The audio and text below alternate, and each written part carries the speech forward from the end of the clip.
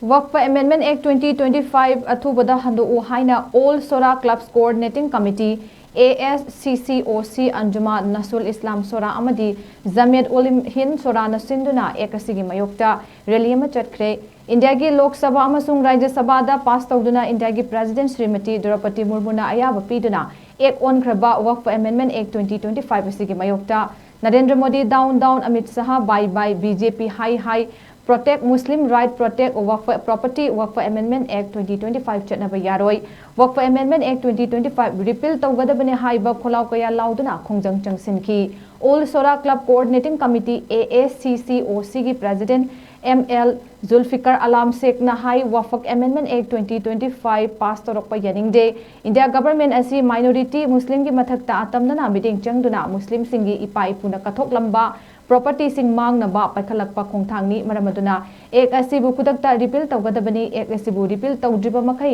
makhal makha kaya gi khongjang lep laitana changsin khigani amadi India asida leminari ba khudimak nungsi chanana leminana ba karigumba akai ba ama oirakkidana ba India gi miwai karor chamaga nifu mukna thajaba thamjariba Supreme Court na su achuma wayel chapsana tawbirakna ba appeal tawki haiba rally adu SORA mamang playground gi hauraga SORA High School ki playground da panthungpham oiraga Waqf Act yaning da bafong doktuna Waqf Act athubada repeal tawgadabane haiba kholau payaga loinana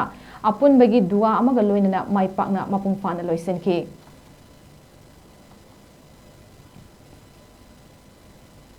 manipur ke wangda laiba muslim pada punamaki maikai dagi ngasi ki tangana